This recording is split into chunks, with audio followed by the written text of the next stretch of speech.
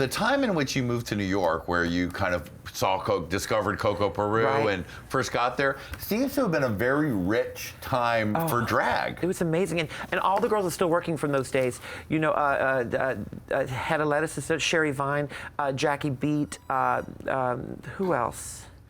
Who am I thinking of? Sherry, well, Lypsinka was a little before that, but she was still in her all prime. These girls still working. So, yeah, it's like it was like all that generation of drag are still performing, slaying it, getting all the Botox they can. I know, really without snatching TV. the wigs. Yeah, without. I mean, because television, you know, it changes.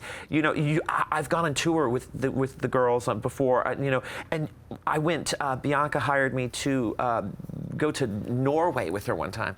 Wow. And so I know, and so they were like, she goes, I want you to, because Bob wasn't available, and she said, I want you to hire VARLA, and they're like, who? And she said, just hire her, I promise. And I did great, but they were like, they had no idea who it was. And Bianca would walk down the street and had to have a bodyguard because there were just people, and they don't even play Drag Race in Norway. So it was just from the internet, and I was like, oh my God, you know, it was wild. Now, that era in New York with drag, what was what was the feeling at that time as a young queen? There seemed like there was a lot of theater shows, a lot of cabaret shows. Well, people really started to do theater, like Sherry Vine, what was it called, Theater Couture. I remember really just being so inspired and how great great she was and how funny and putting shows together. And not that there hadn't been drag theater before, of course, Charles Busch and things, but it kind of was a new era, a sort of a crazier downtown theater. It was amazing. I mean, there was so many, and also drag was at its height with RuPaul coming out, you know, the first time. The first time, yeah.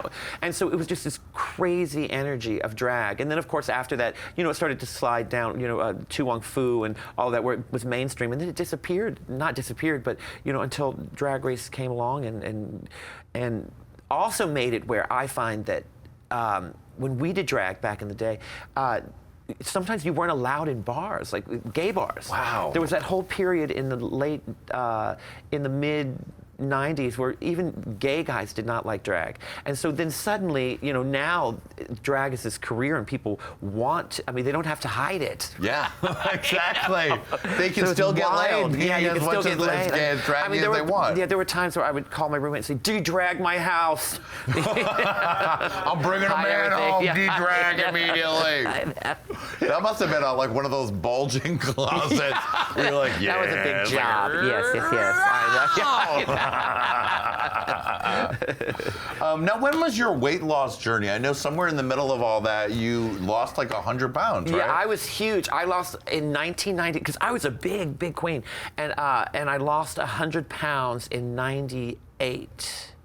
I know, and I've kept it off. Red meat and black coffee. Yeah, red meat and black coffee. The classic late 90s diet. Yeah, and a little tapeworm, and everything was fine. And so, yeah, I lost all that weight, and I've kept it off. You know, the reason why, because I was cast to be in a modern dance piece, and I had to wear a corset, and I thought, I'm gonna die. I mean, I would be dancing, and I would think, I'm gonna pass out. Wow. Because it was with Mark Dendy. It was, what was that piece called?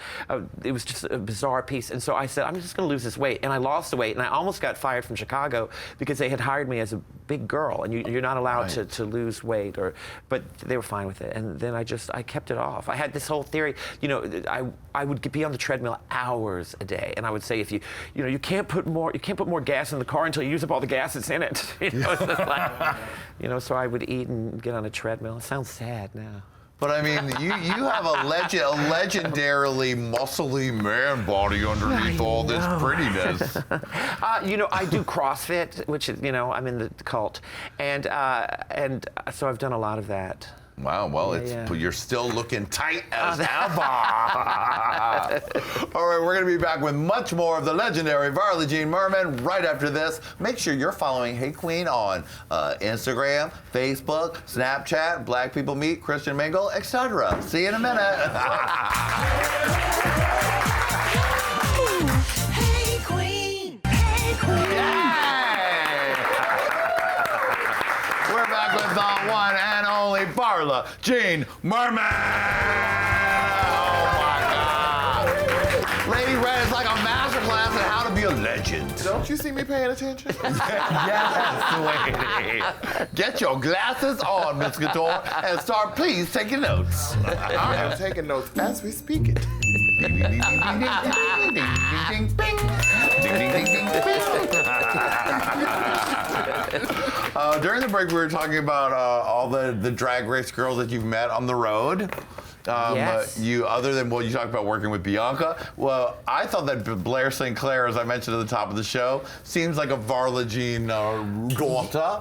That is the most beautiful queen. I look at her Instagram. I can't believe. I mean, she's also 12, but it's just fucker. No, sorry, bleep that out. Bleep that out. And no, but she's beautiful. Oh my God! But she has that Anne Margaret look. She looks like Anne Margaret and Ashley Judd had a baby. Yes. She is beautiful. Oh my God. And very earnest and sweet. I mean, really, really sweet. You're also saying that that it's very different what the drag race girls come into a place, do a couple numbers, and they're out with making thousands of dollars. Yeah, and this horse has to work 2 hours, But no, I've been to these events and they just go wild for the girls at Toucans and Palm Springs. They go insane, and it's so much fun. I mean, I go every Sunday. Yeah, it's a pop star mania for some of the queens. Yeah, and that Mayhem Miller, I just saw her this week, and she's great. Like, it's so interesting when you see these girls and you're like, that one's going to go far, and that one, hope she's saved. Right.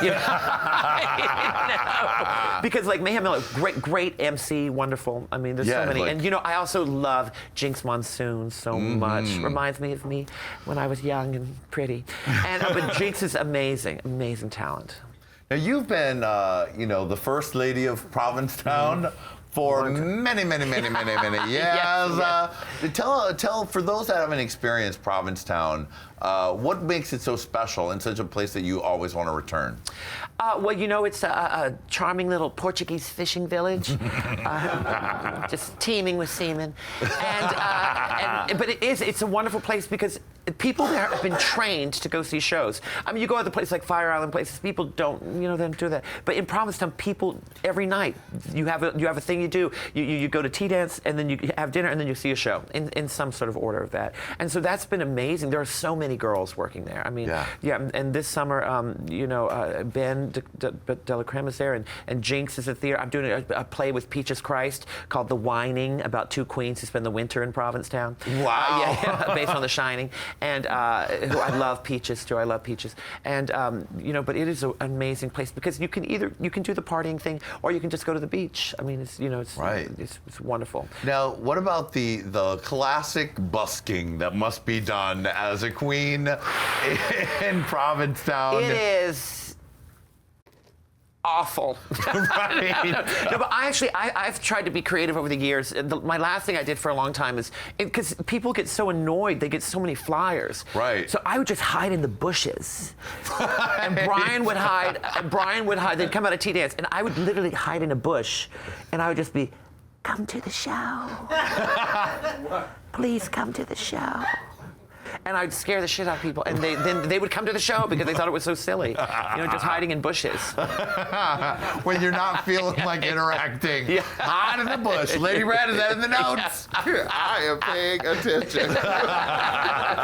But it worked. It was more subtle, Right. Subtle. Now, how did Girls Will Be Girls come about? I knew Coco, and then Coco's friends with Jack Plotnick, who plays Evie, who was also really good friends with my friend Seth Rudetsky, and then Richard Day was a friend of Jack's, and so they somehow. Jack, who is Evie, and Richard had the idea, and then Richard wrote it, and Richard's a genius. I mean, Richard, his humor is so. He's hilarious. And also on the set, he would constantly be rewriting jokes. He'd try this or try this.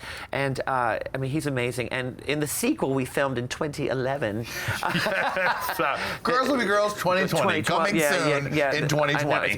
It's going to be Girls Will Be Golden Girls if we wait anymore. And, there are some hilarious jokes that I can remember. I can't even remember what the movie's about. But, Richard had some health issues and he had to put the movie on the back burner, as we say. But I think he's been editing again, so who knows? I have no idea. Because when you made the original, you were filming, was it in Richard's house where they would change the bedroom if it was a cafe, if it was whatever? One room was everything. The hospital, the cafe, Evie's bedroom, my bedroom. It was one room. Wow. They would just paint it at night. They did. All in Richard's house. Amazing. And I stayed in the other bedroom. You did? I stayed in the bicentennial room, if you guys seen the movie. Wow. That's where I slept. I stayed at his house. Amazing. It was an amazing experience, though. And so when that came, what were the expectations? Because that was, what, 2003 when that first came out? Oh, my God. We went to Sundance with it, and we had, of course, you hope that something's going to be a hit. And we went to Sundance. I think Anna Wintour walked out of the movie at the abortion lines. Oh, and, Anna Wintour, how could you? Shade. Anna Wintour shade is the worst kind of shade. Yeah, I know. And we went to all the parties, and we were dressed the entire time, and we couldn't get into any party. Oh, my God, and there was that... There was a story, I don't know if Coco's told the story. We went to this big party, and Seth, what's his name? Seth, who's the guy that has the chicken Seth show? Meyers? Is that Seth Meyers? The chicken show? Seth Green. Seth Green. Robot Chicken, yeah. Well, so he comes into the room, and there's that guy. He's a little person. He was in a movie at the same time. Troy from Austin Powers? Yes. Yeah. No, not him. The one that he's handsome. He's handsome. Oh, Peter Dinklage? Yes, Peter Dinklage. Okay. So Peter Dinklage comes into the room, and I don't see him there, and he's standing right under me, and I come to Coco, and I'm talking about Seth, what's his name, and I'm like, oh my God, Coco, he's a midget. But I didn't see that there was one under my breast. I was talking about the other guy. I said, he's so tiny. He's a midget. So that was the only party we went to. I don't know why. And you guys were living your full-on Tu Wong Fu fantasy with all being in drag for days on entire end. time, walking on snow and ice, which is already difficult. And I remember when the movie came out, it was in the movie theaters, and somebody came up to me once and said, I love a backhanded compliment. They said, I saw your movie. I was the only one in the movie theater. I love backhanded compliments. Someone the other day said to me, Varla, you look so beautiful, heavier. Wow. But so then it wasn't until 2 years later, after the movie, I think it came out in 2003, I can't remember. It was 2 years later, I'm walking down the streets in Provincetown, and someone driving by throws candy at me and says, take these for the ride, you huge cow. And I'm like, how dare they? And then it wasn't until like a day later that I remembered that was the line for the movie. And then it just started to snowball, and people had seen it. But it took a couple years for people to see it. And then you guys made the sequel, but we will just cross our fingers for when that will be unleashed from the vault. Please, God. And he's put a couple scenes out, and we all look so young. Well, Coco looks exactly the same, but I look so much younger. Like, people would be, what the hell happened to her? Like, it's so weird. Just go, wait till you see. Now, you've also played Blanche Devereaux, Miss Blanche Devereaux, in some live Golden Girls. Right.